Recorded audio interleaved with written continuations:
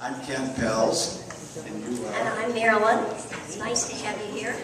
We are so grateful. I'm so excited to be able to share what we've done with our relationships with each other, with our business relationships, with our family.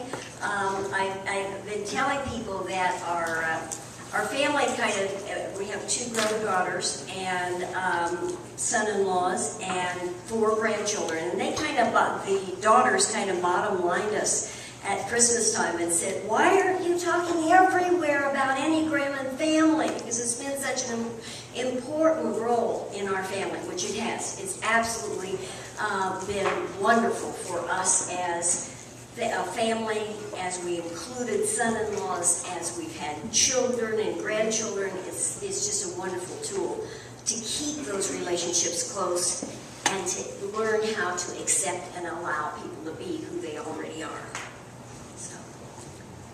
So I was thinking, if you sort of bottom line life, what's more important than relationships and making relationships work?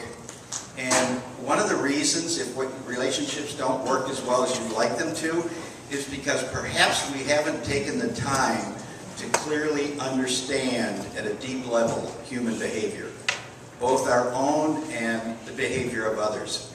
And so that's what Enneagram does. Over the last 100 years or so, while physical science was exploring the physical world, behavioral scientists were starting to observe human behavior. And lo and behold, they developed a system that says that human behavior, personalities, fall into archetypes. And that there are patterns that repeat themselves. And that if you study those patterns, describe what those qualities are, you can then help people understand who they are, why they behave the way they do, and how to make adjustments for that, and at the same time to understand others in their lives. And that those people who always show up in a certain way, it's because they've got this archetypical. One of the things we'll talk about today is what we call the Enneagram collage. So yes, there are numbers, and yes, you will have a core way of behaving. But if you look at the diagram over here,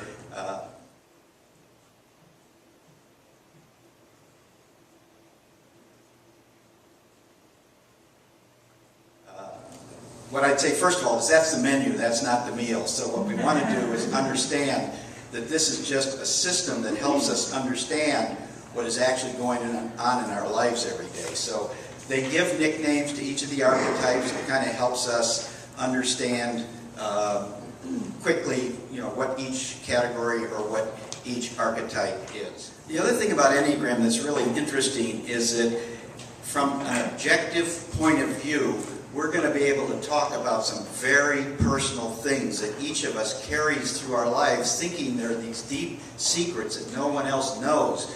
But it turns out that all of us are walking around with the same sort of defense mechanism wrapped around us. It manifests itself in 9 different ways, but the truth of the matter is we're all sort of struggling with breaking through this ego personality and finding our authentic self and being more authentic and being more transparent.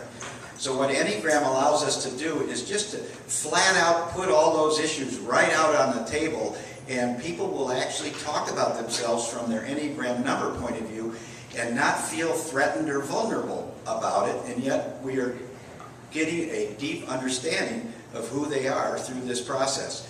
So ultimately it gives you a language. If you have others who study Enneagram along with you, it gives you a language to talk to each other. It sort of objectifies all these relationship challenges that we have. So that's another exciting thing about the Enneagram. How excited I am. We have 3 generations back there.